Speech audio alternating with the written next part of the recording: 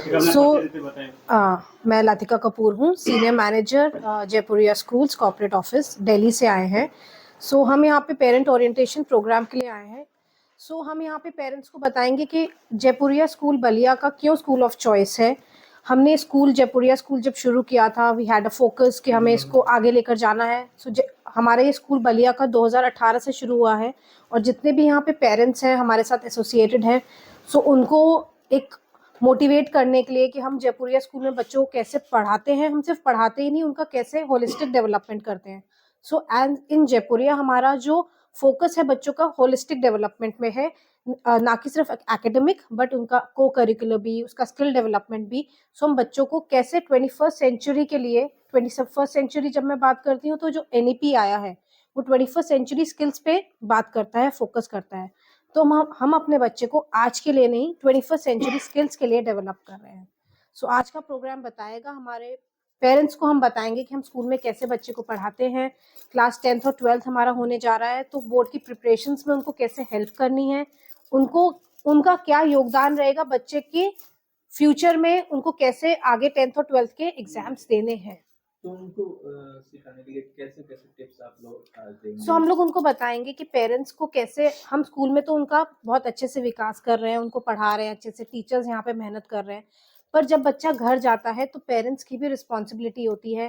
Time table बनाएं, बच्चों के साथ प्लानिंग करें, बच्चों को बोले, इंकरेज करें कि सैम्पल पेपर्स अब बच्चों से करवाएं, उनको टाइमली कैसे डिलीवर करना है, घर पे कैसे। हम स्कूल में तो टीचर्स उन पर फोकस कर रहे हैं कि कैसे आंसर लिखने हैं। जब हम बोर्ड के पेपर्स देते हैं तो एक पैटर्न होता है आंसर लिखने का, एक आंसर को कितना टाइम में लिखना है, बेसिकली स्कूल में भी सिखाया जा रहा है, पर बच्चे उसको घर पे भी प्रैक्टिस करें, तभी उनको नंबर उनके अच्छे आएंगे।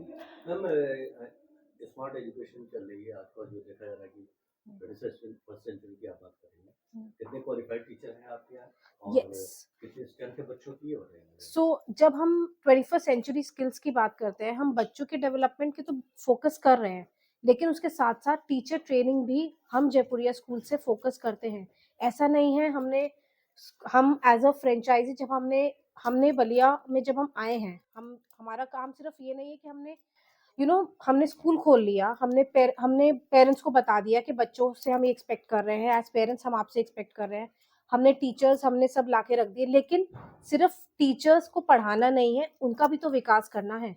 तो उसके लिए हम टीचर डेवलपमेंट करते हैं। अभी हाल ही फिलहाल हमारे 21st और 22 नवंबर को संस्कृत की ट्रेनिंग होने जा रही है, जो हिंदी और संस्कृत के टीचर्स के लिए है। फिर आगे हमारा बच्चों का एक पिनेकल का प्रोग्राम होगा जो 1 दिसंबर को है, हम वो भी कर रहे हैं। टीचर ट्रेनिंग हमारी ऑल द ईयर राउंड चलती रहती है, जिसमें टीचर्स को हम बताते हैं कि आज की डेट में अगर हम बात कर रहे हैं कि टीचर्स को नॉलेज है, सबके पास नॉलेज होती है, आपके पास नॉलेज है, मेरे पास नॉलेज है, लेकिन हम उसको और कैसे एनहांस कर सकते हैं। हम तभी पढ़ा सकते हैं जब हम खुद उस चीज को अनलर्न करें, फिर हम उसको और रीलर्न करें।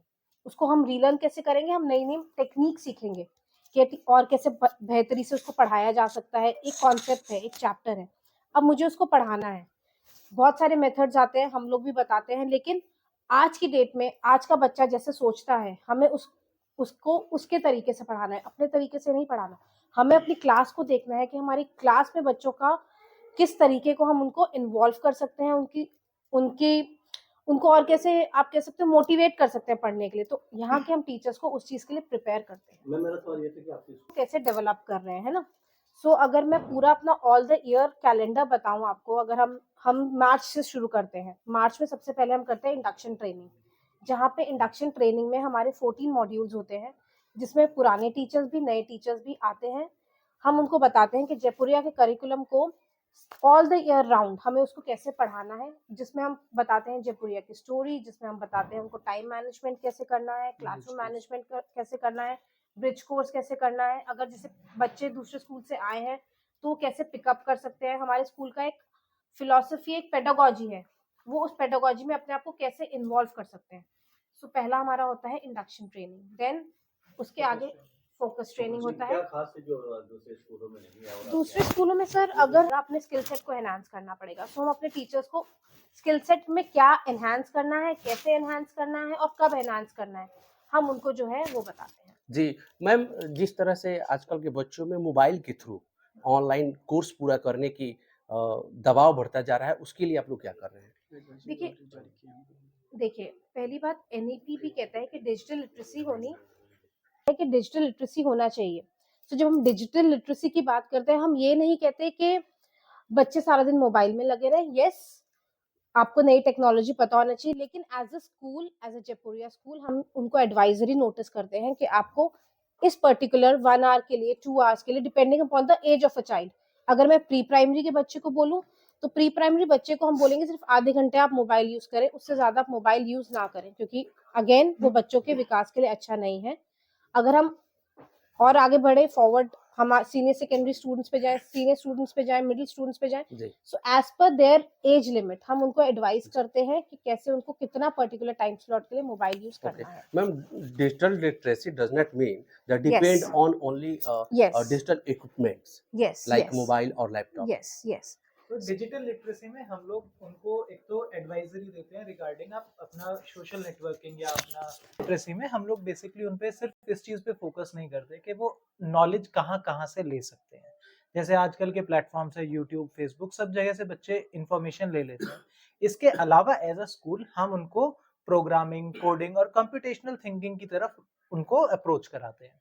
तो हमारे जो मॉड्यूल्स होते हैं, जो हम टीचर्स के साथ ट्रेनिंग करते हैं, एज वेल एज जो हमारी कंप्यूटर क्लासेस स्कूल में चलती हैं, वो बच्चों को एट प्रेजेंट की जो डिजिटल लिटरेसी है, जिसमें हमारा कंप्यूटर प्रोग्रामिंग है, एक्सेल है, ये सब हम स्क्रैच कोडिंग है, ये सब हम उनके साथ बच्चों के साथ अपडेट करते हैं, ताकि आने वाले समय में चीजें जिस तरीके से बदल रही हैं, तो बच्चे उन सब चीजों के लिए अपने मानसिक रूप से तैयार रह सके।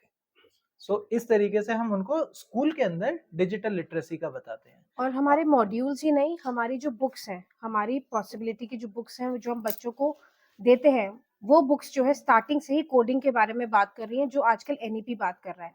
जब हम डिजिटल लिटरेसी कहते हैं, तो हम ये नहीं कहते कि आप मोबाइल यूज करो, नो।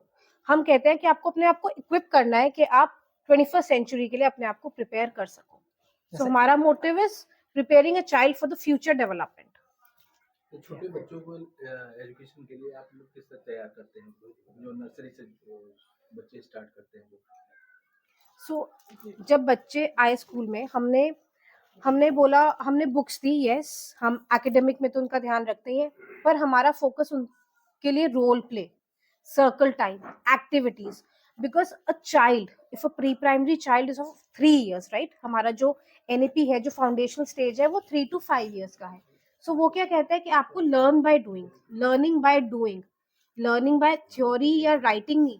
बच्चों का लर्निंग बाय डूइंग जब हम कहते हैं, we focus on their activities, their skill development more, their motor skills needs to be developed.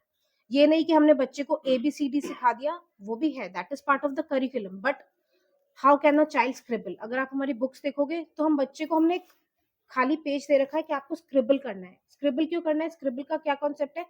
आपकी जो मसल्स हैं, जो मोटर स्किल्स हैं, वो डेवलप होंगे।